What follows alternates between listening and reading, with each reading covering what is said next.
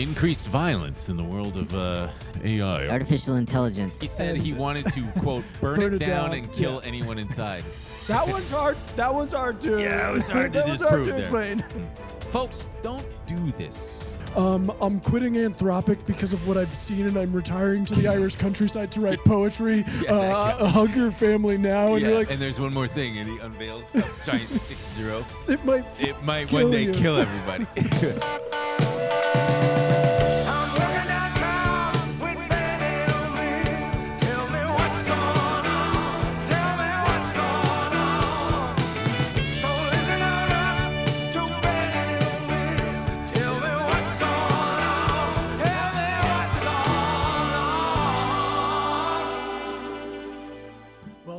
Don't say anything about that. We're back, everybody. Stay tuned for the comment of the week. We're bringing that back. We're just going to dive right in. We got a lot to cover here. Lots to cover. We're going to be going over the increased violence in the world of AI. These people, man. The details that came out about the Molotov cocktail attack on Sam Altman's house are wild stuff. And subsequent shooting. Yeah, and some subsequent gun attack on he house. And we're going to be talking all about some updates in the AI world. We've got Elon Musk, and it's so funny that this isn't even getting coverage. Elon Musk is going to court against OpenAI with a jury. A dang jury trial. The rural juror. Oh, is that supposed to be a tongue twister? It's the 30 Rock thing. It's in my head because we're going to talk about it in the bonus. But rural juror. And, if we got time, we're going to be talking about this Ashley St. Clair, Elon Musk's baby mama. Hers Is it still your baby mama if you sent the sperm through the mail? Yeah, because she still gave birth to the baby. For sure. But before we get into all of that, let's give you a little bit of an update on that thing going on over there. The war in Iran. They sent our nation's best, J.D. Vance and two corrupt real estate tycoons. Yeah. And including the president's moron son-in-law. And it didn't go well. It didn't go well. It's also one of those things where obviously we started the show with an intention to have fun and funny takes on these things, and you remember the show Veep? Who could forget? I don't know if it was the creator Armando Iannucci or a producer, because I think Armando might have even left before the end of it. But I remember they ended it around the time Donald Trump got elected, and someone, either the creator or one of the producers, was basically like, "There's nothing left for us here anymore." You know what I mean? Yeah. Like, you've mentioned that. Yeah, we've done. It's not even parody. The real life is funnier than we could ever imagine. Yeah. And we're experiencing a bit of that with Trump's latest moves, where he is now failed negotiations with Iran. Trump's big brain move is, since they can't open the Strait of Hormuz, which they've been begging for and say needs to happen, his move is now, well, we're blocking the strait. We're doing a naval blockade with the finest navy in the world. If you won't open it, we'll block it. Stick that in your pipe and suck on it. Suck on your pipe. It is unfortunate that he is just doing things that are funnier than we could have ever imagined. I mean, a lot of people online are going, "This is our foreign policy is like a Mel Brooks movie or like a Monty Python sketch or something." You won't open the strait, so we'll keep it closed on our end.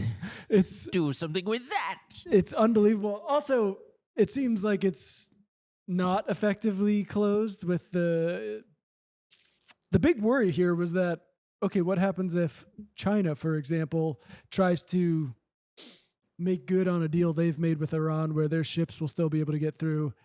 Is the U.S. Navy actually going to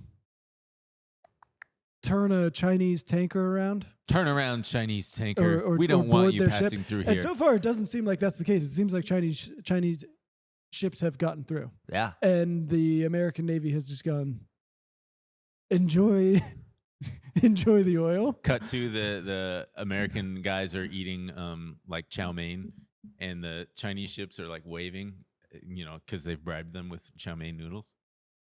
I'd take that bribe. Oh, you think it's a bribe? Yeah, I don't know. I'd take that bribe.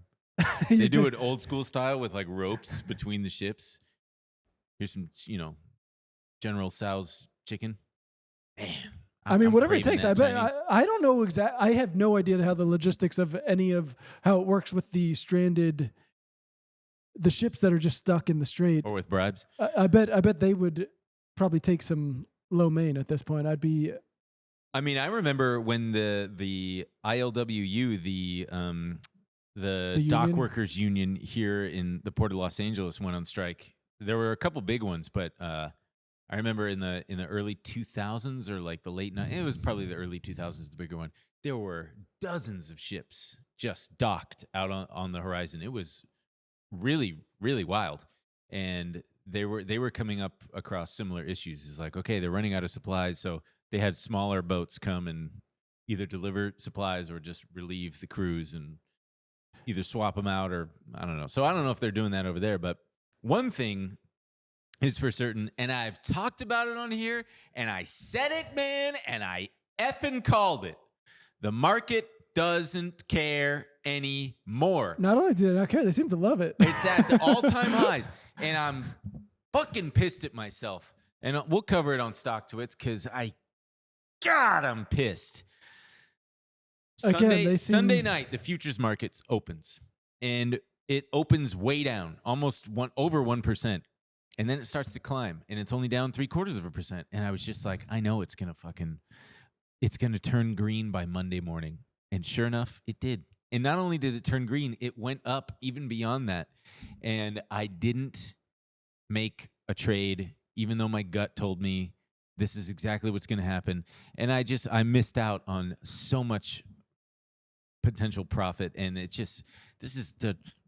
what sucks about trading is you can make a little money, but then you have to look at, well, if I had just done exactly what I thought would happen,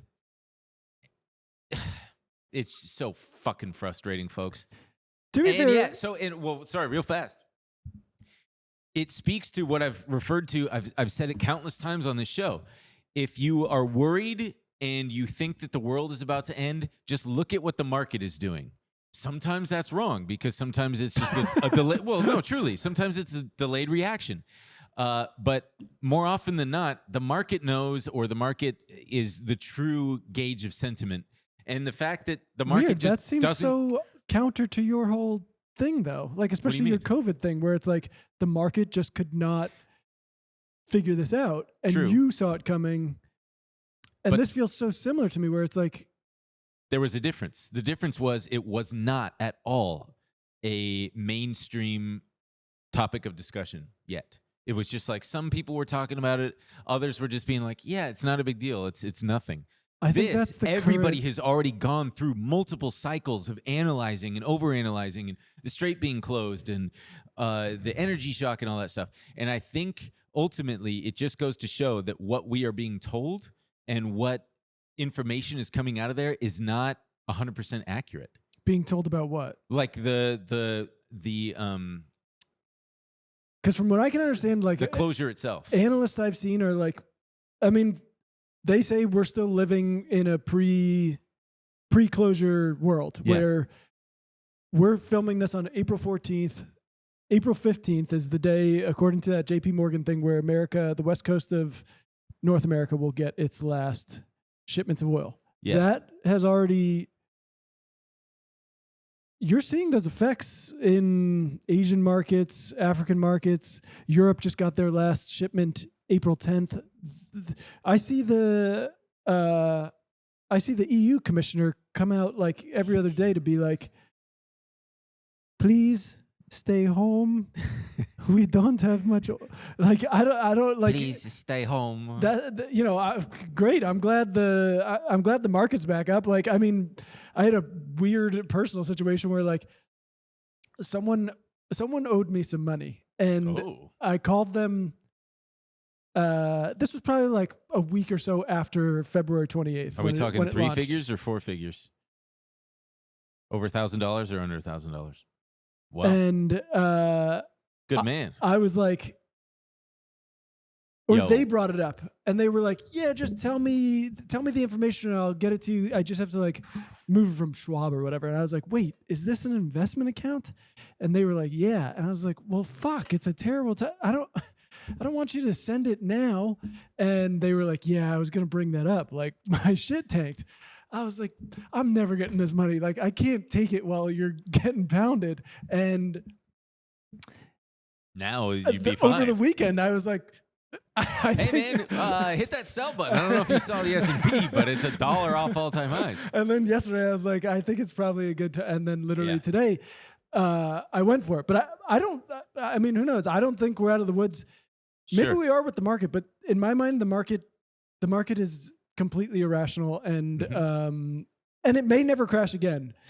The more I look at it, I'm like, maybe this is just something that's divorced from reality that the ownership class gets to invest in, and there will be economy, man. There will be a massive revolt among that class if all of their assets go down. So it has to stay afloat, and if you can't get to work because gasoline is $9 a gallon, well, you could just go kick rocks. Sorry. I think it would behoove us all to remember, especially with that, and we've talked about it on here, it's not the entire world's supply that goes through that strait. It's a good chunk of it, yes. 20%. But you're already seeing... Which is massive. But you're already seeing, like, I don't know if any of you guys have seen it, but there's a screen grab of the, like, world ship tracker thing showing this massive line that spans the globe of tankers rerouting to the Gulf of Mexico. I'm not saying Gulf of America because it ain't the fucking Gulf of America. Yeah, that is the hope that they can ramp up production elsewhere. Yeah, but it does feel like there's going to be a little bit of a bubble that we'll have to account for either way. Yes, and so I think that just feels a little odd that you would be that the market would be rallying at that, but we'll see. Maybe it's and I guess I should kind of retract and say that it's not. It doesn't mean that we're out of the woods and that there's no cause for concern. I think that just it's perhaps I don't know, hopefully not going to be as prolonged and as disastrous as some might think. Well, the fun thing is we'll get to find out in about 7 to 10 days, I'd say. Yeah. I think I forgot which strategist. Like, I do want to be clear. Like, there's a lot of turmoil in these Asian countries. I think people are like, oh, that's very far away and whatever, we're immune to that. Like, some pretty horrible stories. Yeah, things reverberate around the world. And so... Well, in other news, Trump tweeted a photo of himself as Jesus Christ. Literally Jesus Christ. He thought he was a doctor. I don't know if you guys saw this, but it's fucking bananas. And I think it must have been made in part with AI. I mean, because the fighter jets, when you zoom in, look really weird and psychotic. But then his response was pure gold. If you go back to the doc and click his response, he was asked about it during this DoorDash stunt. And let's hear what old Donnie T had to say about it. Mr. President, did you post that picture of yourself depicted as Jesus Christ? Well, it wasn't depicted. It was me. I did post it, and I thought it was me as a doctor, and it had to do with Red Cross as a Red Cross worker there, which we support. And only the fake news could come up with that one. So I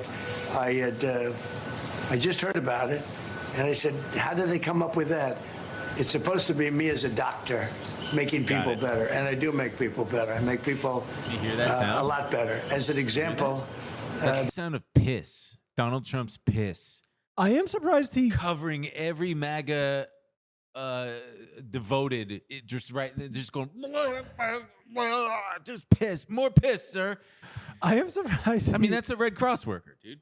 Come on. I'm surprised he didn't blame someone. That's like usually he blamed the media. He said only the fake news could come up with that. I did post it. I'm surprised he even copped to that. No, first he said it's not a picture. I did post it.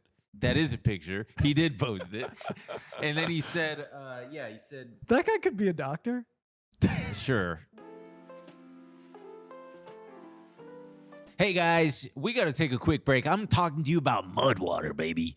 Mudwtr. You know, before I discovered this Mudwtr stuff, man, you couldn't even talk about don't talk to me before I've had my coffee. Try not to talk to me before I had my Mudwtr now, because even with coffee, I was struggling with all the things: brain fog, grogginess. But you know, all these functional mushrooms everybody's talking about seem to be all the hype right now. So I did some research and I stumbled upon Mudwtr. I'm sensitive to caffeine, and this stuff is it's just perfect, man. It's if you love coffee, you're gonna love this stuff. The taste, the smell, the ritual. But if caffeine kind of sends you into an anxiety spiral, like me, yeah. I'm super sensitive. That's why Mudwttr's new low calf coffee has been such a relief. It's made with organic Arabica. Arabica. Thank you, my man. Coffee beans, L-theanine, and functional mushrooms like lion's mane and cordyceps. So it still tastes like actual coffee, not like someone described coffee to a machine. Enough to feel awake and dialed in without the jitters, crash, or emotional roller coaster. And I thank them for that. Yeah, man. Every single ingredient in Mudwttr's products are 100% USDA certified organic, non-GMO, gluten-free, vegan, and kosher. They got something for everybody. There's also zero sugar and no sweeteners added. Each ingredient in Mudwtr serves a purpose. And folks, their new coffee sits at 45 milligrams caffeine because research shows that low doses of caffeine support focus, mood, and reaction time. To use Mudwtr, you simply drop the powder into your favorite mug, pour some water on it, and give it a mix. You can go wild, add some creamer, some honey, or even CBD. I like to do a little bit of what do you call that? Almond milk, yeah. So if you're ready to make the switch to cleaner energy, head to mudwtr.com and grab your starter kit today, right now. Our listeners get an exclusive deal up to 43% off your entire order, plus free shipping and a free rechargeable frother when you use code BAZE. That's right, up to 43% off with code BAES at MUDWTR.com. After your purchase, they'll ask how you found them. Please show your support and tell them we sent you. It's just, I mean, he really is a genius. He's got it on lock. He's just on autopilot when he talks like this because he single-handedly made it the media's fault, which is enough to like make it the narrative. It wasn't the fake news media. It was literally everybody being like, hey, this is psychotic. Oh, the reason he took it down was because I think his own followers were some a of bit them pissed about the depiction of him as Jesus. Yeah, and then the spooky, like, weird angel fucking, I mean, it's there's gonna be so many historians are gonna have a field day between just all these nobody's gonna believe him. Strange fake images and then the very real. Did you see the images with him and the videos of him with the Easter bunny? Yes. I mean, where he's threatening Iran? 50 years from now, you're learning about this in school and you're just watching a video. Trump, his crazy wife, the Easter bunny in the whole suit, and him just talking about Iran. The videos of him talking to the kids about Joe Biden's auto pen. And they're like, huh? Fans of history, rejoice. It's a fun. It was very fun and entertaining to see Jack Posobiec and like Mike Cernovich just still these guys who are like supposedly devout Catholics and are major Catholic guys just running defense for him. Because also he was trashing the Pope. So not only did Donald Trump trash the Pope, the leader, the ultimate Catholic, the like quarterback of the Catholics, would you say? But is Trump Catholic? I don't know if he's Catholic. I don't know, but these guys certainly are. And they're like, oh, so now the Pope is suddenly immune from criticism? It's like, dude, what? I mean, but I truly don't know what it would take for these guys at this point. It's just so pathetic. I don't know I don't know the denomination of Christian of all these guys. Well, and then let's pull up some because the Pope was saying, "Oh no, he's Presbyterian." It's all are you the same sure to me. Cernovich and them yes, are Catholic? They're like Roman Catholic. Cool. Yeah, Catholics are the Jews of Christians, right? Why do you say that? They're like the ostracized. There are definitely a smaller. No, like Christians are this many, Catholics are this many. I don't think that's true. Catholicism was like it's huge. The Christianity. Yeah, it was like all of the power was concentrated within the Pope and the whole infrastructure that went along with that. and then the Protestant Reformation It'd be awesome to be the Pope. splits. So I wouldn't say they're the Jew. I don't know. I also don't know in what way you're saying that. I mean, just like they're the scapegoat. 20% of U.S. adults identify as Catholic, with a significant, growing, and increasingly diverse population. Good for them. Let's play that second video, because the DoorDash grandma was the other thing that's all coincided with this. They had this. They trotted out this former smoker. She's known as the DoorDash grandma. She's got a shirt that says it. And boy, howdy, if this ain't just the ultimate representation of this entire White House, is having someone who should be retired and enjoying her grandkids, but she's got to work a menial gig worker job just to make ends meet. She's also the one they trot out for all this kind of thing. Yeah, and the so guy's hopefully getting... they're giving her a little bit of money. But here she comes delivering McDonald's to President Fat.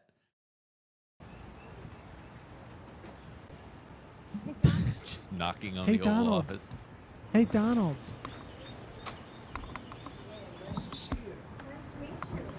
Wow, nice to see you. I got a little DoorDash. Whoa, that's very nice. He looks drunk. They're all your favorites. That's good. These are good. DoorDash is doing a good job. So the reason for this is the fact that I heard you picked up an extra $11,000 that you didn't get because the tax bill was so big. The refund was the biggest you've ever had. Is that a correct statement? It definitely was. Apparently, that's all bullshit too. With the amount she makes, she wouldn't even Get taxed on it Yeah. anyway. Let's skip to the second video because it's just too good, and we'll get to the AI stuff right after this. They want to have men playing in women's sport. Do you think that men should play in women's sports? I really don't have an opinion on that. You don't. I'll bet no, you do. No, I'm here about his little no tax on tips. Yeah. Okay.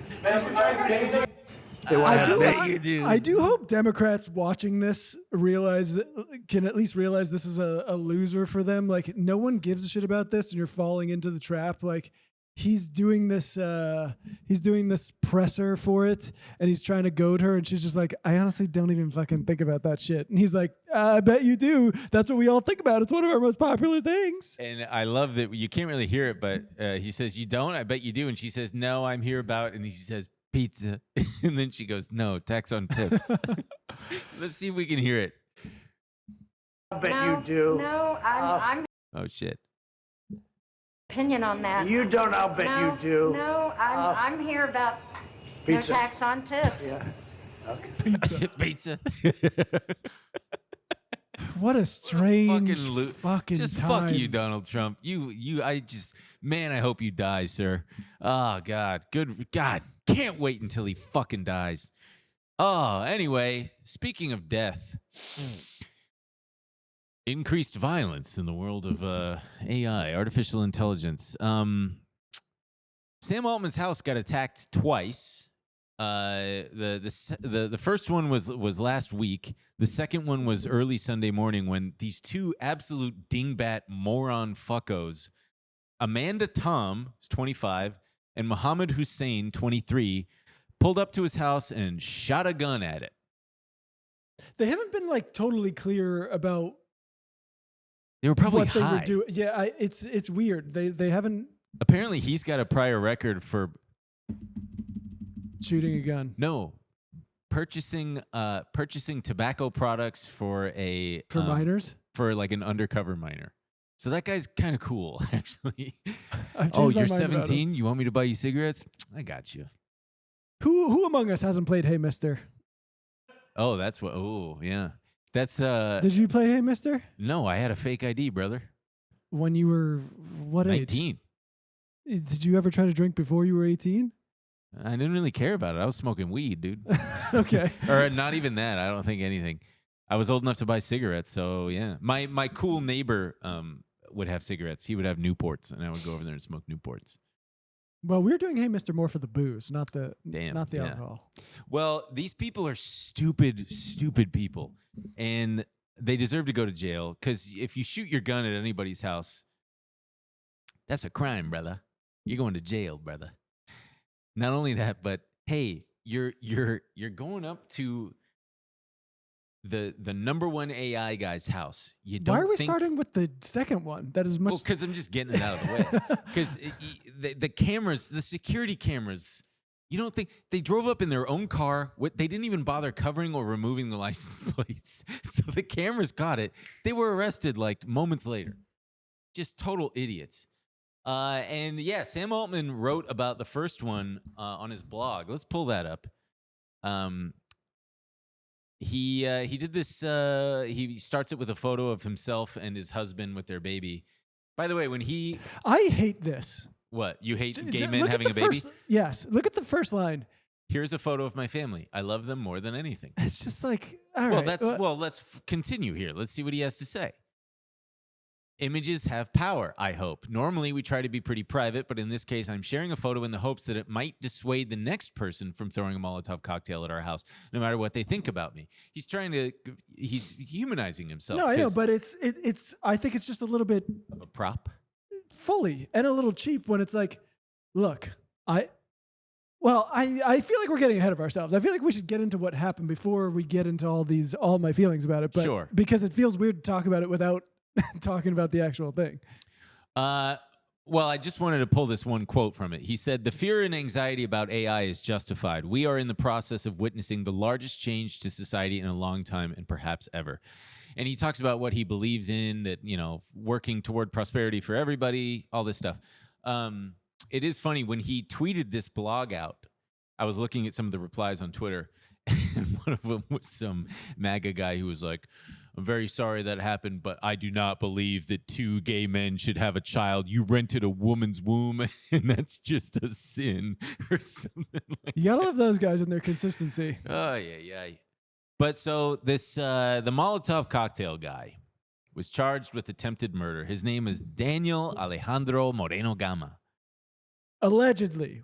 Allegedly, we don't know if that's this him. is the guy. This is from the San Francisco Standard. Boy, they really nailed it with this this piece about it, because they've got, this guy's dead to rights, man. He's on security camera footage. He's from Texas. He came to San Francisco. Allegedly. Because, allegedly throwing a firebomb at Sam Altman's home. Another moron threw it at the security gate. First of all, what do you think? You're throwing it at a fucking wrought iron gate. I know, they just That's famously not flammable. They just put out the flammable And it's material. immediately put out because they've got 24/7 security. The guy's a billionaire. And also, sir, you are on camera doing this. Here, let's scroll down. So as I'm going through this article, it's wild. They've got footage of him pacing outside his hotel room just hours before the attack. He's clearly hyping himself up, fuck, shit. What am I doing? What am I going to do? Holy shit. You don't know that. As a pacer, I'm a pacer. You pace? I pace. So doesn't mean I'm about to do an attack. No, but then they scroll up. He didn't come back to his hotel room that next morning. And his housekeepers for the hotel went in and they saw a laptop and a gun, because he had a gun. So that's when they called the police. But apparently after he did the Molotov cocktail, he used a chair to try to break the windows of the OpenAI office. Again, this is not during office hours, so there's nobody there. And he apparently threatened to kill everyone inside. He said he wanted to, quote, burn it down and kill anyone inside. Brother. That one's hard. That one's hard to. Yeah, it's hard to that was disprove hard to explain. He also had a 3-part manifesto all about the risk that AI poses to humanity, and he advocated for killing the CEOs of AI companies and their investors. Folks, don't do this kind of thing. I just got to say, don't do this. You're just going to ruin your life. There's nothing to be gained from this. They haven't released his manifesto they've been talking about, but No. Did you see his Substack? No. Well, I did, yeah, but I didn't read it. But according to NPR, Okay. he part of his thing was released, or maybe this is from his Substack, but according to NPR, he wrote, "Also, if I'm going to advocate for others to kill and commit crimes, then I must lead by example and show that I am fully sincere in my message." this is an unwell person, man. Look at this security camera footage of him in black and white chucking the allegedly chucking the Molotov cocktail. But yeah, his Substack was called Butlerian Jihadist. No, that was his. That's his Instagram username. Excuse me. There he is. His Daniel Substack Moreno. is just Daniel Substack. And it's just his name. Yeah, Daniel Moreno. I read a good amount of this stuff. It's they might have already taken it down. no, I still have it here. Some interesting stuff I would say on the Substack. He's definitely 20. I would say give the guy a little more time to develop his voice and stuff, because there were some real clunkers in some of these. But there was little moments of nice flowery writing, I would say, in some of these things. Well, I'd say it's a shame he threw his life away on this, because we could have had a real. Hey guys, we got to take a quick break to talk to you about Mizzen Main. Yeah, we're talking to you. We know you look great, but you may not be comfortable, and we want to change that for you. Okay, we want to talk to you about Mizzen Main. Okay, most dress shirts make you choose between looking polished or feeling comfortable. Mizzen Main is the first shirt I've worn that actually does both. Yeah. Okay, these are clothes you actually can't wait to keep on from a full day on the job or to after work plans. Yeah. So picture this, right? You got your go-to white dress shirt, the one you wish you could wear all week because it always looks sharp and actually feels good. That's Mizzen Main, baby. Their shirts stay crisp, they stay comfortable, and somehow, I don't know how they do it, but they stay looking fresh way longer than they should. Mizzen Main makes classic menswear with performance fabrics so you can look sharp and feel great all day with no compromises. They actually invented the performance fabric dress shirt over 10 years ago, and since then, they've perfected it with modern fabrics. When you put their clothes on, you'll feel the difference instantly. You can wear their clothes literally anywhere, from the office to the golf course, from yard work to backyard barbecues. These are clothes you can't wait to keep on, each inspired by a classic but built for the modern world. Right now, Mizzen Main is offering our listeners 20% off your first purchase at mizzenmain.com. Promo code BAYES20, that's BAES 20. That's Mizzen spelled MIZZEN and Main MAIN.com. Promo code BAYES20 BAES for 20% off. Mizzenmain.com, promo code BAYES20. And if you'd rather shop in person, you can find Mizzen Main stores in select states. He also allegedly, the third part of his manifesto addressed Sam Altman directly, and he said, if by some miracle you live, then I would take this as a sign from the divine to redeem yourself. He also doesn't call him Sam Altman. I think he calls him Victim One. Oh my God. Victim One. I think Christ. Why? Why is that? Well, it's just fucking psycho. Go back to the... So he's not directly named in the filing, but it describes Victim One as the chief executive of a research company that deploys and develops artificial intelligence and operates in interstate and foreign commerce. Your last warning. In the first section of the document, your last warning. He's trying to kill / attempt to kill Victim One. Why are you saying it like that? He's trying to kill or attempt to kill. Just having a little bit of fun. Trying to lighten the mood. Trying to kill or attempt to kill Victim It's One. heavy stuff. And then he also listed the names and addresses of several additional AI executives, board members, and investors. Can you click the link, Luke, that says stories right under the Instagram one? Because someone screenshotted some of his Instagram stories. Let's click that. He's got this trend line of coding tasks AI can do, and he wrote, if we do nothing very soon, we will die. I'm very sure of that. Let's scan through these. The next one. This is just a collection of news headlines and articles, and he wrote, being right all the time fucking sucks when it's about the worst things imaginable. I mean, guy's got a little bit of delusions of grandeur here, and this is a layup case, man. He's going away for a long time. What's the next one? Oh. He's got a Venn diagram, The Matrix, Terminator, and Idiocracy, and you're right in the middle. Yeah, I mean, I don't disagree with that. I mean, so that's the thing. So this is another one. It looks like some kind of, it's from Lawfare. It's AI might let you die to save itself. And this is kind of my point. I don't know anything about the guy. Obviously, I have, there's very little to go off of, but he might be a little extreme. I don't know if he's like crazy. I think he might be a little bit internet poisoned. Yeah. But I don't know if he's crazy. He might feel desperate. And that's kind of the thing I wanted to get at with the Sam Altman post is like, that's not really the point. He doesn't care if you have a husband and a child. You know what I mean? I think, as you already said, he himself said, it will not all go well. The fear and anxiety about AI is justified. We're in the process of witnessing the largest change in society in a long time and perhaps ever. And as someone like myself who's doing their best to just like stay sane among this whole AI arms race thing, it's bizarre. I mean, has there ever been a moment in time like this before where, titans of industry, they literally come out, I don't know, every month and they look like dead in a camera and they go, best case scenario, it takes your job. Worst case scenario, it kills you. We don't know. We're doing our best. We're trying. Yeah.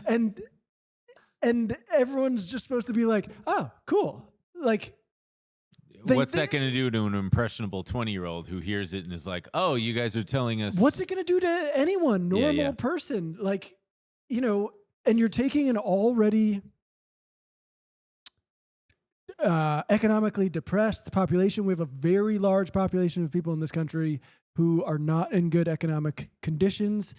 And you're telling them these things. Like even the jobs that you considered bad, well, at least they were jobs, but we're actually doing our best to make those go away too. I mean, you're being flooded with the images. I'm sure you've seen the Indian factory workers wearing the cameras placed on their head so that the robots will have data to see.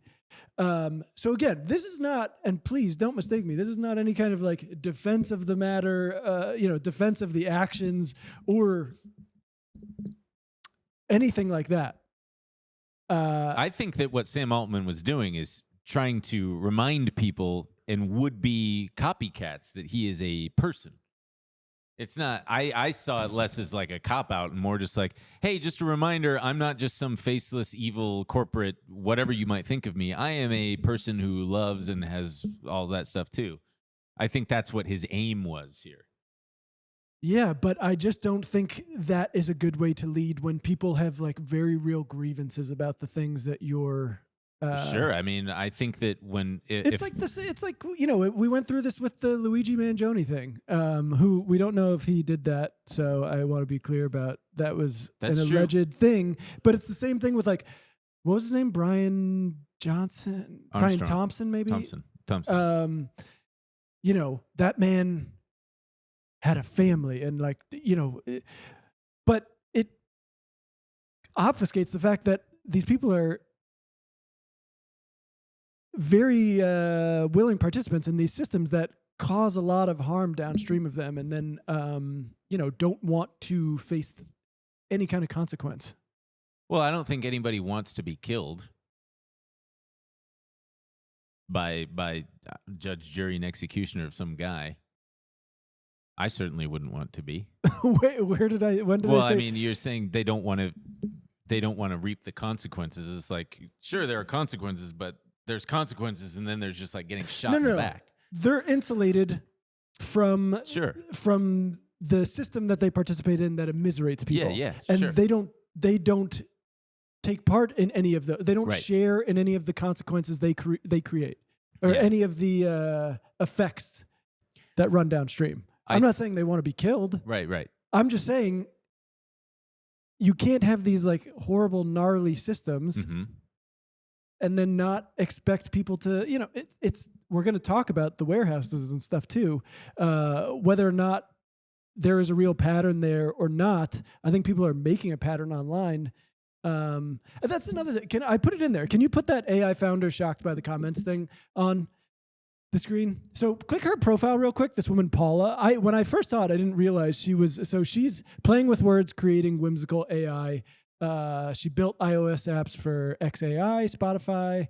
And co-founded that's another AI. Technology education for the age of AI. And she posted this thing where she said, I didn't realize how bad it was until I saw this comment section on Instagram, and just click some of those so we can see.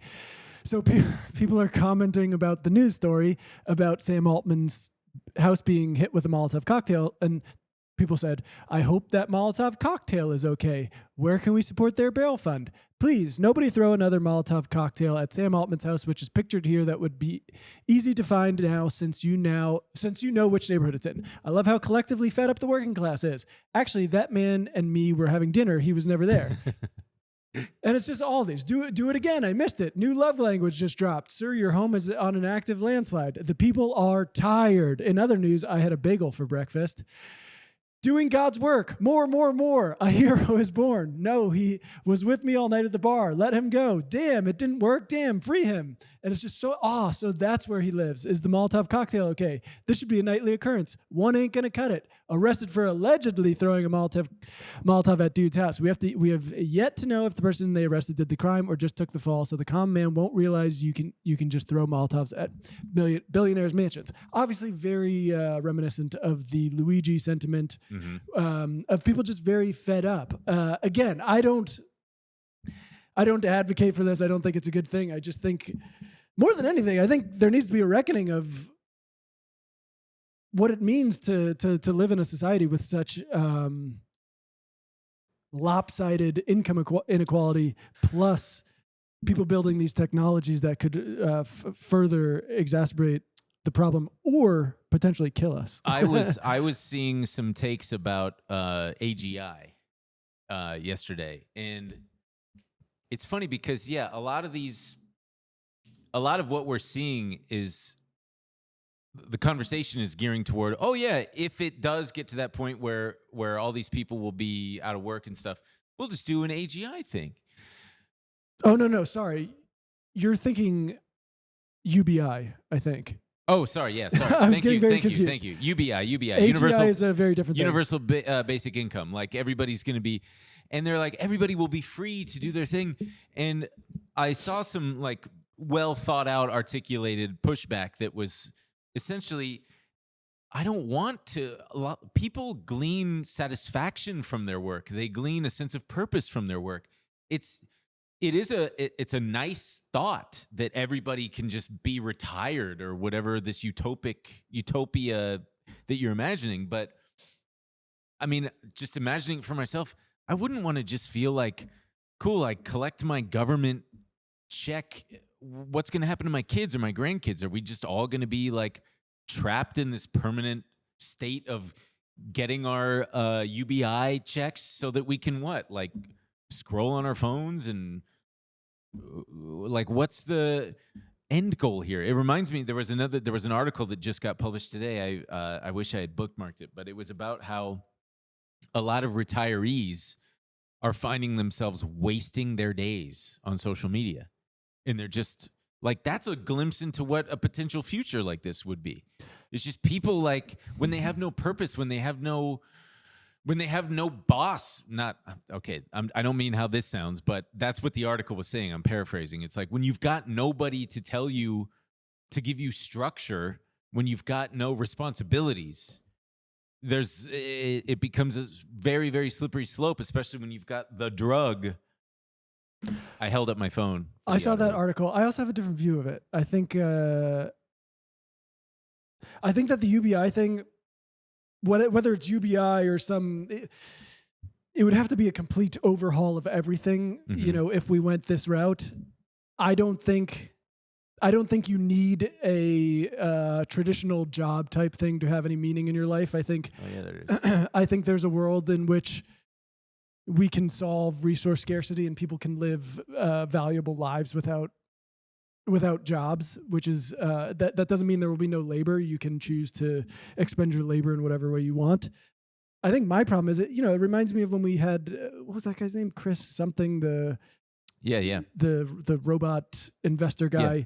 And I always feel like if you bring this stuff up, you're like, oh, you're a Luddite, you hate tech, you're like anti-progress, whatever. And it's like, no, I'm just curious, like, what the actual plan. I think, this like tech optimist thing is like, oh, well, we'll just do it and it just solves everything and like poor people will be great. And you're like, yeah, but how? Because that's never happened before, right? Mm-hmm. We've been promised this many times. So when people are like, oh, we'll just do UBI, I'm like, with what? With what? Yeah, are you going to tax the corporations? Who who famously love being taxed? They're gonna fucking put you in a meat grinder and use your body for fuel. Or they'll assuredly give you the bare minimum necessary. Right. So that's Yeah. my bigger problem is that there's no broad public support for a movement for ordinary people to be ushered into a dignified life if this happens. I think it more looks like what we're seeing is people being thrown out of jobs. You wanted to talk about the Waymo thing where it's like that's a perfect example of like, we've had so many problems with the Uberification of cities where people who were already hanging on by a thread, Uber coming in and forcing them to get on that app and then them being in complete control of their wages and stuff. Now they're trying to get then that goes away. Waymo to come into the city and kick people off of that. It's it's a very tricky, precarious situation we're in here. Hey guys, we got to take another quick break to talk to you about Superpower. I was thrilled to work with Superpower because, as you know, you go to the doctor, you're wondering what the heck they even do. They're smoking cigarettes. They don't even. The guy's smoking cigarettes for some drunk. reason.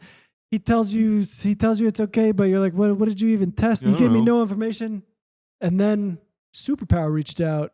They're giving you your real age according to your actual physical health. They take over 100 biomarkers. They're telling you all kinds of stuff you didn't even know about, so you can actually be keeping up with your health, what your body needs, what you need to be doing to stay healthy. Yeah, they've got an app with detailed information on your heart, liver, thyroid, hormones, metabolism, vitamin and mineral levels, and even environmental toxins. So from disease prevention to treating that annoying brain fog or simply optimizing your gym game, Superpower is the most comprehensive and advanced system out there. They don't just give you a one-time snapshot, folks. It tracks your results over your lifetime. Each test builds on the last, so you can actually see progress year after year instead of starting over every dang January. They've got an on-demand care team to answer questions as well instead of waiting to see your doctor or Google what things mean. So they give you access to high-end concierge-level care for only $199. and $179 with our discount. That's more affordable than anything else out there. Other testing services charge you $500, $1,000, sometimes even $1 million. So make this the year you stop guessing about your health with Superpower. Not only did Superpower reduce their price to just $199, but for a limited time, our listeners get an additional $20 off with code BAZE. So head to superpower.com and use code BAZE at checkout for $20 off your membership. After you sign up, they'll ask how you heard about them, so make sure to mention this podcast to support the show.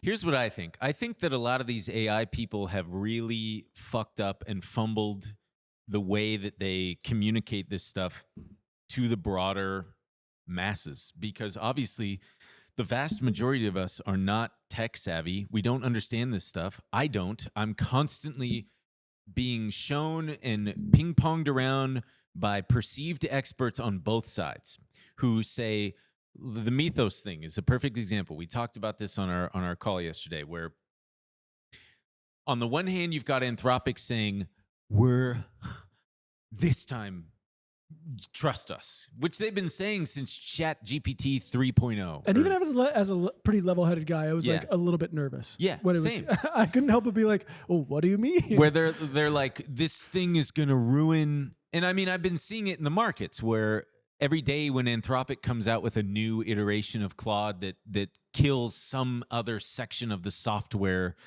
economy, you see the stocks act in kind and plummet. So I'm like, okay, maybe there is something to this. There's got to be. Otherwise, the market the cybersecurity stuff. Yeah, cybersecurity, agentic AI killing, fucking Atlassian or ServiceNow or you name it, Cloudflare, Fastly, all these stuff, Snowflake. They're all just getting fucking taken to the woodshed. But then there are some people who come out and they're like, an AI expert or a computer tech scientist or whatever, and they've got the credentials, or so it seems, and they say, well, hang on a second. Anthropic's only saying this because it's good PR, and you have to take that into consideration too when you discuss all this stuff. So I'm trying to plug that into the mental calculus of trying to get a full comprehensive grasp on this whole thing. And I think that, yeah, they've really fucked up by coming out and saying all of these things like, oh, it's going to be so disruptive. And we actually don't know what it's going to look like. All we know is that we've got to beat the next company, and we're all going neck and neck. And if we stop, then we'll fail. And then we also have to beat China. And and we they also might have to get beat it, China. And then they're going to put Chinese in your head, and it's going to be crazy. Ni hao, brother. I mean, plus the fact we're all going to that- be eating chow mein. Plus the fact that the ones who do understand it, Yeah. oftentimes like we get these weird letters of them being like, I'm quitting Anthropic because of what I've seen, and I'm retiring to the Irish countryside to write poetry. Yeah, that guy. Hug your family now. And Yeah. you're like, as someone who just like doesn't, you're like, what should I do? And then you've got the guy doing ChatGPT who can't even, when he asks it, like, I saw one that was, they were asking it, hey, how many months contain the letter X? And it goes, October, September, Right. this. And he goes, no, they don't. And he goes, you caught me. None of them have X. But actually, October does have an X if you look closely. And then he goes, spell it out. October. There, you got me again. And Sam it's Altman just is like, okay, gonna- wait, is it fucking... But then I go, Sam okay. Altman's going to kill that man. Oh yeah, he's for sure gonna find and kill that guy. But I so all that's to say is, I think that it's a very stupid, clearly, obviously dangerous thing for them to come out and say these maximalist, just like the full, imagining the full throated, this is what could possibly happen, and putting that out there as a narrative can scare the shit out of a fucking impressionable 20-year-old who's just coming into the world, off the heels of COVID, has probably little to no prospects and has no hope. What do you think? Of course he's gonna fucking It's a think this very stuff. strange strategy. It's really, And really they all like ask each other, what's your P-doom, like probability Yeah. of doomsday? And it's like, they're like 30%, 50%, 60%. It's like, oh yeah. I just imagine if like Steve Jobs, for the like, when he came out with the iPhone, he does his whole presentation and everything, and then at the end he's like, also 6% chance this thing fucking kills you. I don't know, Yeah, man. yeah. Just, everyone would be like, wait, No, what? you got to do that. And one more thing, because that's what he always did. Oh, and there's one more thing, and he unveils a giant 6-0. It might fucking It might kill one day you. kill everybody. But if it doesn't, we're gonna sell a hell of a lot Or of these if things. it doesn't, it's going to take your job. Yeah. Like, oh my God, I don't want one. We Yeah. should kill Steve Jobs. Yeah, that is funny. A popular narrative is like, it could kill everybody, or it could take your jobs, but also you're a fucking Luddite if you really believe that, I and truly- you're against it. It's like, make up your fucking mind. I don't think that's a popular narrative. That is like the narrative. They come out and say it. Like Dario Amodei, like goes on popular podcasts.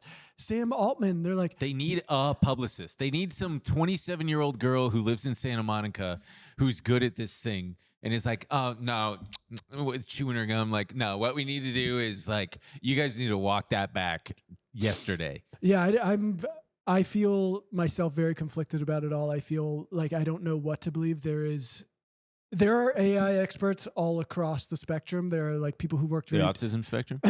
I mean, yes, Well, that's true. But I'm The gonna sexuality spectrum? They're across every spectrum. that Go on. that I'm blanking on his name. Eli something Knezer or something. You know who I'm talking about? Maybe.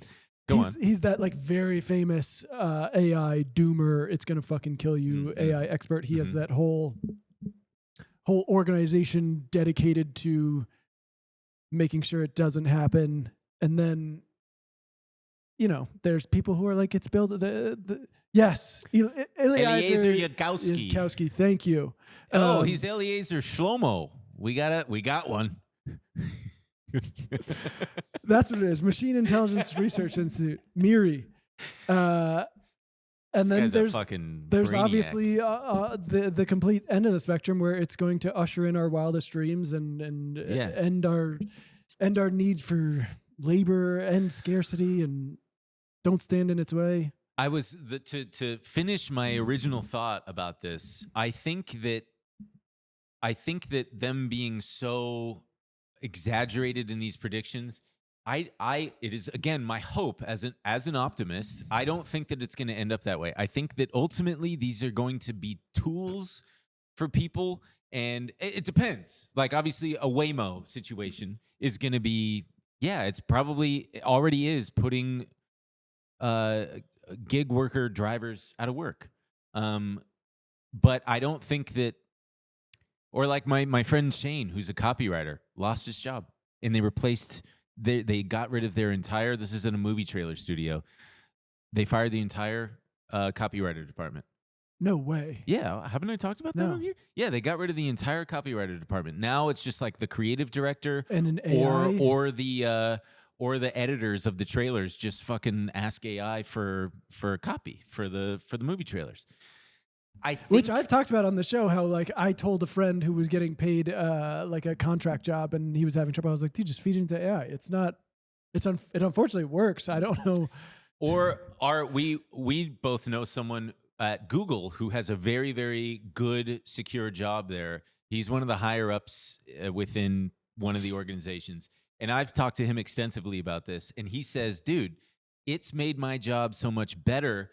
And my ability to use it has actually kind of given me some job security, because the ones who just, plug their ears and close their eyes and pretend it doesn't exist are the ones who aren't going to stand out like I already am, because I'm proving that I know how to use this tool. I'm using it effectively. I'm making myself more efficient, thereby, impressing my boss and my boss's boss, blah, blah, blah. Yeah, but the economy is built up of all kinds of different labor. Yeah, that's what I'm saying. Like in some those cases, people are going to be fine. Yeah. And will probably use it as a tool. Yeah. I think the real worry is this immediate impact of, okay, the Waymo thing in that piece, they're talking about like close to 1 million or maybe more jobs that could just be wiped out if those driver jobs are gone away. And then the big one, when Andrew Yang hit the scene with his whole UBI thing, the big one he was talking about was the automation of truck driving jobs,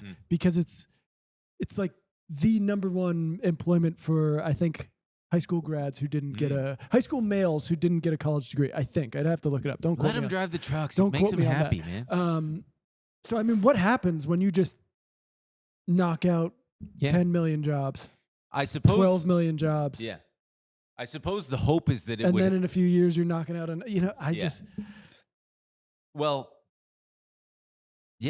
don't know. And I don't think that anybody knows. I think that all we can do is kind of and unfortunately hope that it happens gradually enough to where things can be implemented, be it laws and regulations. I think that what would be a good thing is... But who's going to do that? Chuck Schumer's going to peer over his glasses. That's the biggest issue. Like, I think if we lived in a real functioning country who was interested in taking on our biggest problems and coming up with solutions, you wouldn't see this kind of stuff. Yeah. I think that's the thing. If there was a whole administration be like, oh Jesus Christ, we're staring down the barrel of a mass unemployment situation here, we need to make sure we're prepared. Yeah. Instead, you have Mr. McDonald's doing his DoorDash. We don't like men who play women's sports. Exactly. Do we? We don't like it when a man plays a women's sport. Speaking of all of this, there's a movement that I did not even know existed called PauseAI. And you go on their website here. Is it pauseai.info? Yeah. Let's go to their proposal.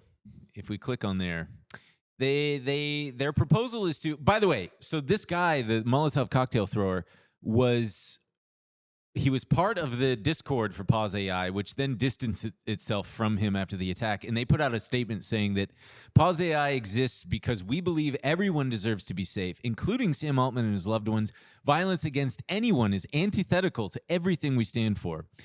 And I went onto their website, and it's very interesting. They are calling for a global pause. They're saying implementing a temporary pause on the training of the most powerful general AI systems That's what they're looking for. We do not expect countries or companies to risk their competitive advantage by pausing AI training runs for a long time. If other countries and companies do not do the same, this is why we need a global pause. They're saying that implementing a pause can backfire if it's not done properly, but they believe that their proposal would mitigate the most serious downsides. Can you click that link for mitigate the most serious downsides? It leads to this other article where pausing too early could have issues. All that's to say is they're very, very thorough. So let's go back to that thing. Oh, yeah. They have a whole, I went through their frequently asked questions thing. They're suggesting a treaty. The primary end goal of these, they're calling for summits, getting the U.S. and China involved, setting up an international AI safety agency. I mean, boy, what an undertaking. Because, I mean, you're effectively asking capitalism itself to pause because so much of this is heavily weighted on now so many people's retirement accounts. The very truckers and gig workers that we're talking about, their 401ks and IRAs, if they've got them. I don't think truck drivers for sure do. But they don't give the Uber drivers 401ks. Hey guys, we got to take one last break. Thanks for sticking with us. We're talking about your hair. You know, boys, there's a lot of noise out there about hair loss, 10-in-1 shampoos, random advice, expensive clinic visits. Well, guess what? Check out Hims, because Hims cuts through all of that with real, trusted treatments and a 100% online process. Hims offers convenient access to a range of prescription hair loss treatments with ingredients that work, including chews, oral medications, serums, and sprays. Doctor-trusted ingredients like finasteride and minoxidil can stop further hair loss and regrow hair in as little as 3 to 6 months. Look, we know the importance of a nice head of hair, okay? We know how it can mess with your confidence. So that's why we love the fact that Hims makes it so you don't have to go out of your way to feel like yourself. All right. They bring expert care straight to you with 100% online access to personalized treatment plans that put your goals first. Find the right hair regrowth treatment for you with flexible subscription options, access to 24/7 provider support, and once-a-day treatment options that fit your daily routine. For simple online access to personalized and affordable hair care for hair loss, ED, weight loss, and more, visit hims.com/bays. That's hims.com/BAES for your free online visit. hims.com/bays. Featured products include compounded drug products, which the FDA does not approve or verify for safety, effectiveness, or quality. Prescription required. See website for full details, restrictions, and important safety information. Individual results may vary based on studies of topical and oral minoxidil and finasteride. For simple online access to personalized and affordable care for hair loss, ED, weight loss, and more, visit hims.com/bays. I think that's like... I've never been to Uvu Jabber. You've never been to what? Uvu Jabber. What do you think meme. the percentage of Americans that own stocks is? I'm going to say 65% of Americans own stocks. Let's see. 62%. Wow! Own stock, whether through individual stocks, mutual funds, or self-directed 401ks or Roth IRAs, totaling about 167 million people. However, ownership is heavily concentrated with high-income, college-educated, and older Americans more likely to hold investments. I mean, that checks out, obviously. That checks out. and about still... 70% of white adults own stock. Guys, we're winning. We just keep winning. I mean, those are stark numbers. Yeah. 53% of black adults and 38% of Hispanic adults. Well, but yeah, I mean, a pause would certainly tank the stock market. That's for sure. I mean, yeah, they might tank it themselves if they can't land the plane. Let's see. They're calling for enforcement of the treaty requires the U.S. and China to back it with their economic and military power. If the leaders of both nations understand the severity of the risks of AI, they will see that the success of the treaty is in their own interests. If a safe superhuman AI is created, the AI itself will be used by the AI SA to enforce the treaty. Interesting. How could we ever know it's safe? I know. Well, if you create the superhuman thing, why is it not just going to lie to you? And, as like we were women joking, do. Am I right? I know. We've lived with women long enough to know. Am I right? We're never going to... We're never going to be able What to if it trust. just wants to lay around and eat hot chips and lie? You know? There's nothing we can do. There's nothing we can do. I do find it interesting that these PauseAI people are not against AI and the proliferation of AI. They are very much like on board with it. What they aren't on board with is the speed and perceived recklessness of the way that things are going. I mean, I would say that's about where I fall. I don't like, as I was saying, I'm not trying to be this like I'm anti-progress. I just think there's this, you can feel that this is being done in a way that's having deleterious effects on the population. Just even things that, you know, don't even get brought up, like artists. There was just that woman, she went kind of viral because her music got trained on some data from whatever, and then they started basically like creating music off of her music that they fed into it, and she couldn't even make copyright claims. And it's just all across the board. It's taking people's abilities to make a livelihood. Did you see what Diplo had to say about it? I did watch Today? that. I thought that was interesting. It also makes It's me an interesting perspective. I'm not saying it also, but like Yeah. that point especially makes me nervous about young people as well. A big part of his point was that like I have the historical context. Yeah. I got to grow up without it, and we're kind of the same way. I've used it to like research things and been like, that doesn't feel right because of what I know. Mhm. But if you go into it without any of that, Make me a cool beat. Whereas he can be like, make me a beat like this producer from the 70s. Yeah, that's effectively what he was saying for those who missed it. He was just saying, it is here, it is coming, it is inevitable. You can either learn to use it and use it or not use it. But if you choose but you're not going to to get use left it, behind. Basically, you might get left behind. But but I think that point about his of like, We have an advantage being part of the old head generation. I do think we have Suddenly being Unk is cool, huh? I think we have an advantage in so many ways that like yeah. I couldn't even imagine what being a young person is like now with all these things. It came up a little bit like because we briefly talked about this stuff on the live, and or maybe it was the warehouse fire, and I was talking about, you know, how people just feel, I think, a lot of desperation and not a lot of hope for the future, and just a bunch of comments coming into the chat like, I'm 22, I feel this way. I'm 20, I feel this way. I'm 23, I feel this way. So I have no idea what this guy's mindset is like, but I do worry that there's going to be more and more people who feel that desperation, and desperate people do sometimes desperate things. I do want to also go over the fact again that, I mean,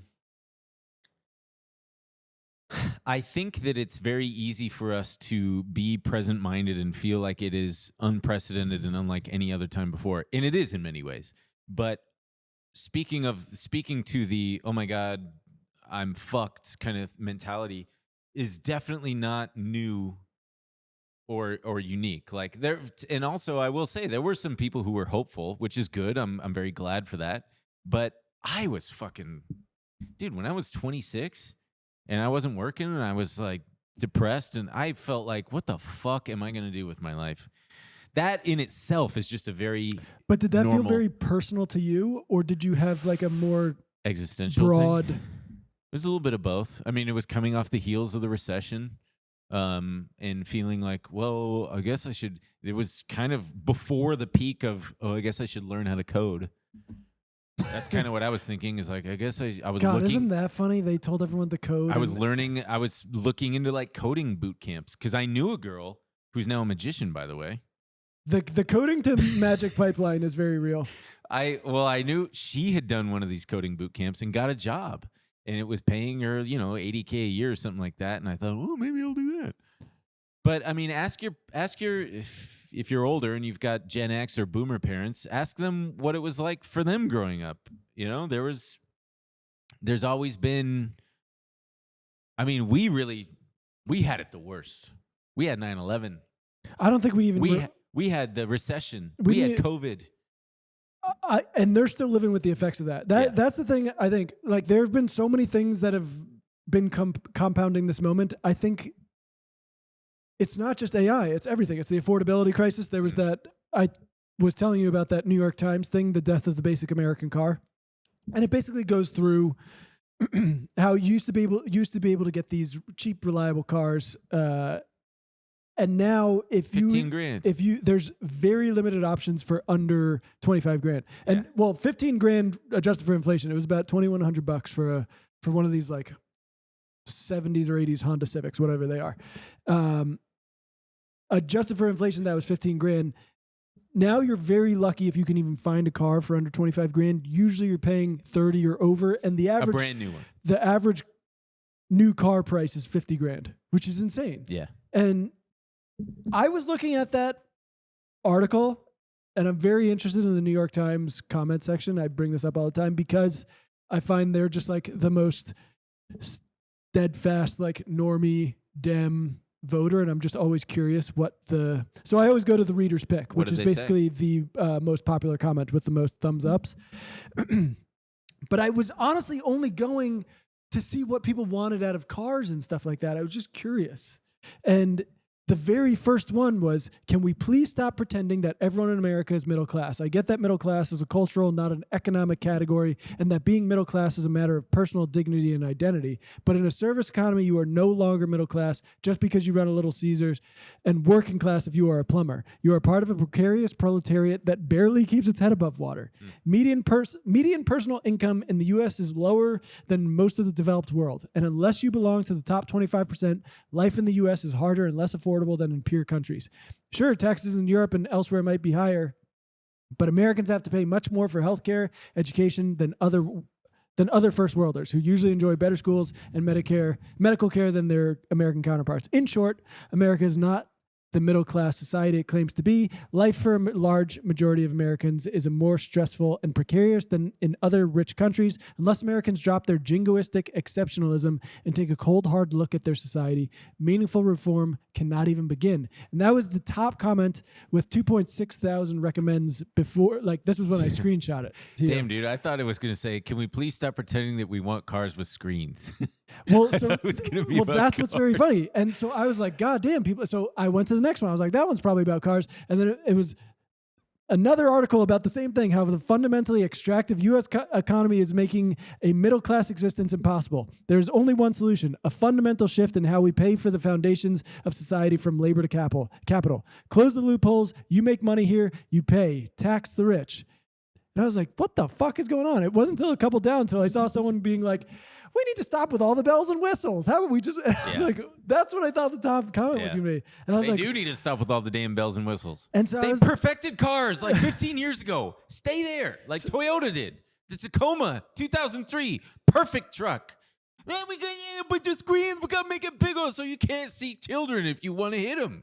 But that's not even true. Like, because in China, they're coming up with these electric vehicles that are blowing people away that cost a fraction of what it costs to get a new American car. And so, yeah, just like I'm looking around and I'm getting very nervous about the sentiment, in the country. We already talked about the is it University of Michigan that does that sentiment study that that has been tracking, and it's like at lowest in since the study's inception. And I'm just like, God damn, the New York Times is like, we need to think about how you're a proletariat who's living the precariat lifestyle. I'm like, whoa. Yeah. There's a palpable, and we hardly talked about it too. The warehouses thing. I just want to clarify. There's a sentiment online, not sentiment. It's almost like a false narrative where, okay, that guy burned down that toilet paper warehouse, which we talked about, and he said that thing about pay us a living wage and this wouldn't happen, whatever. People are taking old warehouse fires and footage from it and ascribing this narrative to it. Yes, and ones that may happen which have been unconfirmed why or whether it's arson or it could just be some kind of electrical fire or whatever. And I'm sure you've seen it. There's this weird like living wages save factories or whatever, or just the footage of a burning factory and like all you had to do was pay us a living wage, and it's like, holy shit. I think it's I mean, the Twitter thing is kind of a good representation of this entire new media economy, which is that emotions and grabby headlines drive clicks, which is what ultimately pays for the entire thing. Whereas it used to just be you tune in and watch the news, or you got the fucking newspaper. And it really was. We really had it all, man. We really did.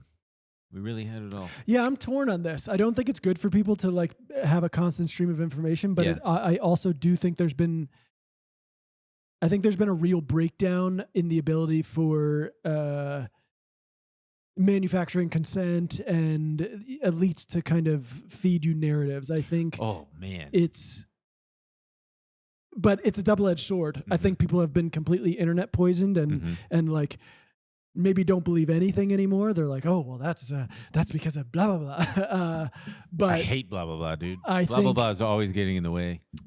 I think before it was much harder to see through because it's all immediate, dude. They like, with the war, Trump tries to say something and we're all going, dude, I'm looking at the fucking thing. What are you talking about?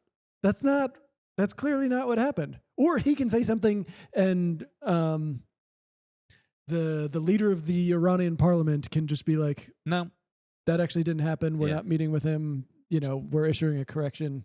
Speaking of, folks, I highly recommend that you Google Ashley St. Clair. And it'll surely pop up this video of her recently. She is, for those who don't know or remember, she's Elon Musk's latest baby mama. How many kids does he have now? 16 fucking or something? Who knows? 72. Probably. But she famously had a child with Elon Musk, and she's kind of freed herself from the matrix, so to speak. She's an American influencer, author, and political commentator. She has a book? What the fuck is that? Yeah. Elephants are not what? Oh. Birds? Oh, it's probably an anti-trans thing because she became known as an outspoken proponent of conservative and anti-transgender politics. In 2025, she revealed that she and Elon Musk had a child together. So anyway, in 2026, she denounced her anti-trans activism. What? So, folks, she put out this 10-minute video of her putting on makeup wherein she talks about she spent nearly a decade in the MAGA sphere of influence, and she puts out this video that basically she's just pouring water over the entire thing. And she talks about how the whole MAGA influencer ecosystem works. I'm paraphrasing, obviously. You got to watch it for yourself, but it speaks to what you were just talking about. It's so, I mean, it's what we all knew, but I mean, just hearing it straight from the horse's mouth, she's saying how there's these chat groups where there's just influencers, but then there's also members of the administration, billionaires, you name it, and they're taking their orders from the tippy top. Well, that's what I was going to say. Here's what we're going to talk about, and they get paid. When you brought up Cernovich and the other guy, I was like, they're getting paid. There's a reason why they're doing fucking, cartwheels and pretzels, contorting themselves. And one of the things she brings up is the way that they are paid skirts the law in creative ways so that they're not disclosed. And it's so simple, but it's so devastatingly effective because this is how narratives are born, proliferated, and, and take over the country sometimes. Like when it becomes the only thing that everybody seems to talk about, it all comes from these little chat groups. And, for all her flaws and faults and previous awful things that I'm sure she said and done, it's awesome that she's coming out and saying all this, and I hope that it gets a lot more attention because it's kind of it's really pulling back the curtain.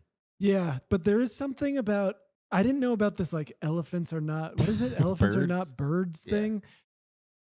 I need some kind of, I don't know, maybe it's like very Catholic of me or something. I just need, with all these people, any of the comedians who did their Trump apologia during 2024 and all that, you guys are welcome back. I just need some kind of public humiliation. Or Andrew Schultz has to walk around with his dick hanging out. Well, my dick, everybody. Some kind of Sorry about that. Self-flagellation. Yeah. I need to see it. Weights suspended from it's his penis. very it's a very harmful ecosystem they're participating in. Yeah. And You're right. I don't know exactly what it looks like, but it just I'm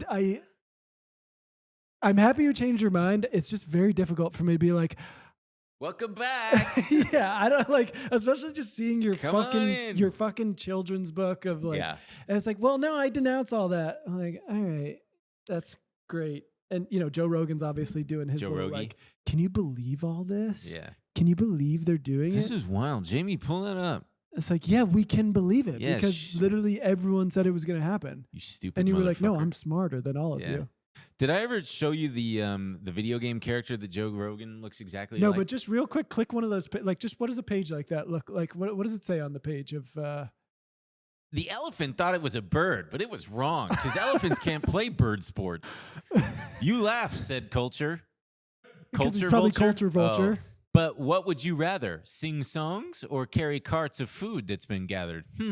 Is it true that I really love to sing? Maybe being a bird is actually my thing. Ay, babu, man. Let's round it out with this Elon Musk versus OpenAI thing. So just real fast. Elon Musk wants Sam Altman out as the CEO of OpenAI. He's looking to have him removed from his roles as part of his legal challenge to the company's conversion to a for-profit company. He wants a court order restoring. So he wants to flat out fuck them. It's never going to happen because they're worth $800 billion He's gonna fuck now. them the way he won't fuck these baby mamas. He's not shipping the cum. He's inserting it right into him. Couldn't have said it better myself. Could not have said it better myself. That's what I was hoping to say, but you took the words right out of my mouth. He wants a court order to restore them to a nonprofit research organization, and he wants whatever damages are awarded to go to OpenAI's charitable arm. And OpenAI clapped back, and they said, quote, "The lawsuit remains nothing more than a harassment campaign that's driven by ego, jealousy, and a desire to slow down a competitor." Certainly true. A real let him fight moment. It's let like, them fight. it's obviously you see Elon Musk and you're like, well, he's not wrong. And you see Sam Altman and you're like, he's not wrong. Yeah. Let them fight, man. The real winners are the lawyers. But OpenAI also is asking California and Delaware attorneys general to investigate Elon and his associates for, quote, improper and anti-competitive behavior. And then finally, I really like what OpenAI's chief strategy officer, Jason Kwan, said. They sent a letter. They said that the lawsuit could undermine the company's efforts to ensure that artificial general intelligence benefits all humanity. Hey, guys, this is actually going to hurt humanity when you think about it. So, like, if you try to stop us and make us go back to being a nonprofit, you could be killing billions of people in doing so. So just something to think about. Just something to think about Just when you something to try think to, make us proceed with caution and walk back our P-doom statements, okay? Yeah. You could be fucking humanity. You 70-year-old judge, old ass, don't understand this shit ass. Dude, the other thing I meant to bring up, You can just lie to old people. I didn't even know it. I think it was on the live. You were like, because we were talking about the data centers, I think. And the mama centers, yeah. And you were like, well, the thing that would bother me is the noise. Yeah. And I looked it up. And there's all these videos of people, sitting on their porch. Mm-hmm. Used to be quiet out here. It's You hear the horrific. birds chirp. Now all I hear is this humdrum noise going on. It's not a low hum. No, it ain't. It's real loud. I hear it all the time. They're actively driving people nuts. Yeah, yeah. If I lived next to that, I would. I would nuts me drive all I day. I might ask Claude how you make a Molotov cocktail, if you know what I'm saying. Yeah. It's really easy. I don't think you need to ask. I'm joking. It's Yeah. just a little turn of phrase. Yeah. Data centers are making people sick. Anyway, this guy's name is Ben Jordan with 2 N's. Brother, You don't like that? that fucking sucks to me. Don't do that. It's Ben with 2 N's. All right, he's cool. Luke He's cool. says. He's cool. Apparently. All right, everybody. That about does it for this episode. Why don't you join us in the bonus where we'll be talking about justice. Oh, comment of the week. This one comes from This one's Natalie really Ruth good. Silva. She wrote, I really hope, for everyone's safety, that Ben never tries meth. I hope that too. For everyone's safety, she says. What do you think I'm going to do, girl? Honestly, the world is not ready for. Do you ever go on those? Maybe we'll look at it in the bonus. You ever go on those like meth subreddits where it's Oh, like they're great. someone's? It's like how we've felt on Adderall, but like to the nth Yeah. degree. And they're like, I fucking hate my bitch wife. My life is great. I've dismantled 6 cars today. No one can stop me. And you're like, holy shit. I saw one that was like, fuck my bitch wife. She thinks I'm at work, but I'm at home with my meth. It's great. Yeah, maybe we will spend some time on r/meth. So join us, benandemilshow.com, why won't you? Where we'll be talking about, I will be praising the hell out of Justin Bieber's performance at Coachella. We got other shit. Al Pacino, I don't know why. Oh, I want to show you an Al Pacino thing. I think you're really going to enjoy it. Wastefulness pal. porn. We're going to watch the trailer for the Hershey movie. I don't know what this Adam Jacobs collection is. I put it in there, and we'll all find out together. So we'll see you in the bonus. Thanks for tuning in, gang.